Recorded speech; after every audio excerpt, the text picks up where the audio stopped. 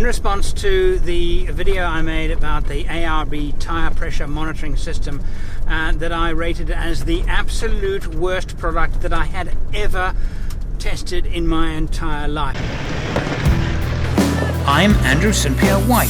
Join me as I share my passion for building four-wheel drive trucks and then travelling to the remotest parts of the world. Threshold value is 1.2. Threshold value 1.2 to 4.5 bar. I actually got two of them and they were both, well, I couldn't make them work. Then I got a low pressure warning on this tyre, and the low pressure warning, there was no low pressure. I just couldn't get them to work.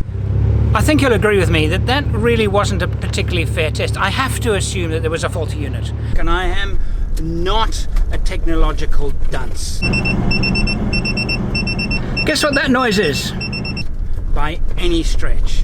So it's PSI, and I know if I hold that in, but if you give me something that's technical and requires technical understanding to get working, such as a tyre pressure monitoring system, because fitting them to the tyres is very straightforward, setting it up to tell it when should the alarm be sounded, low pressure, high pressure and temperature. ARB had no temperature setting at all, which renders it, as far as I'm concerned, useless, because temperature is very, very important. Whereas before it was giving me a warning on my two back ones, it's now giving me a warning on my front right. I hate this product. But I was given a call. Would you like to test our tyre pressure monitoring system?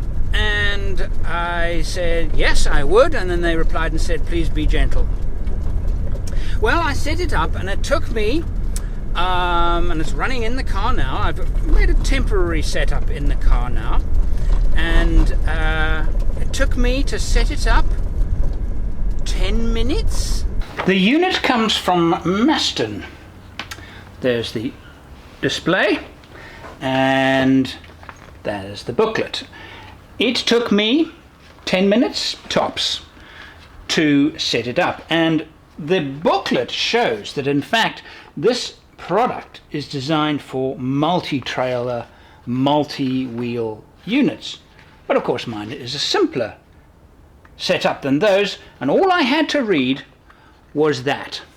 That's the sum total of what was necessary for me to read in my simple setup. I got an external monitoring system. I prefer the internal monitoring system because I think they're more robust. They have certainly been in history. While I've used them, they've been better. Now it comes with multiple plug devices. Plug it into the cigarette lighter, or there's a separate one where you can hardwire it into the car, which I will eventually do. I'll put a temporary installation in the car now just to see how it goes, and then I'll decide if I want to keep it. And put it in the car and have now been driving with it through the bush for 4 days, and it seems to be working. The installation of the sensors themselves was very straightforward, pretty much the same as ARB, pretty much the same as most external sensors.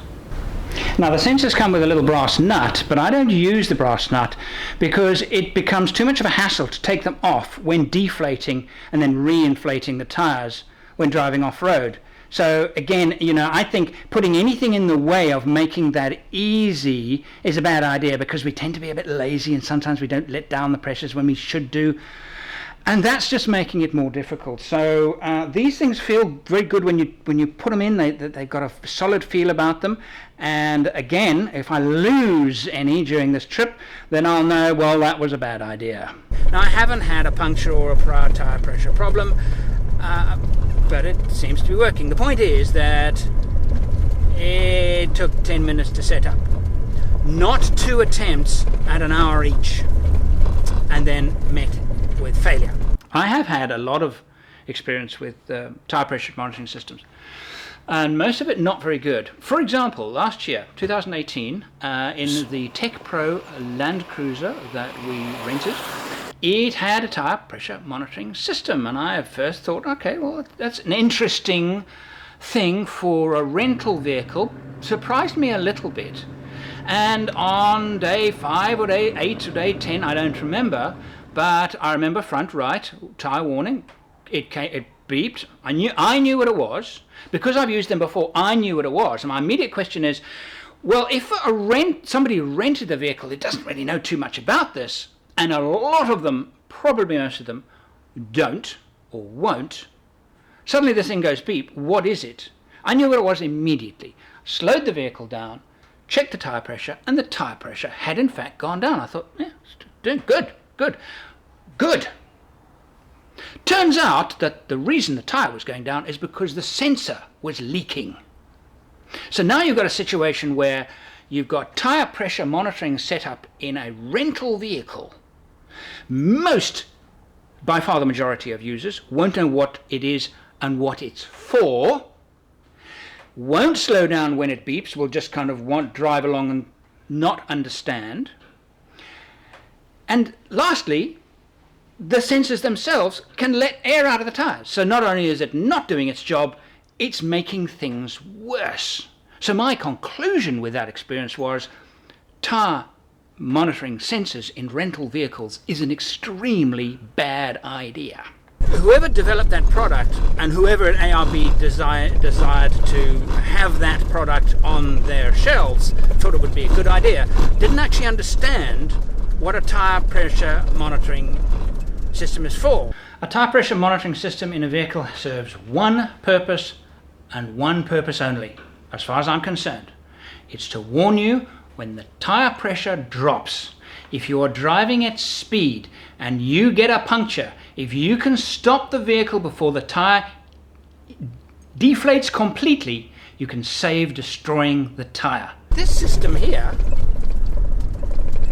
yeah, it's obviously developed by people that understand why you would want such a thing in your vehicle. That's very obvious to me.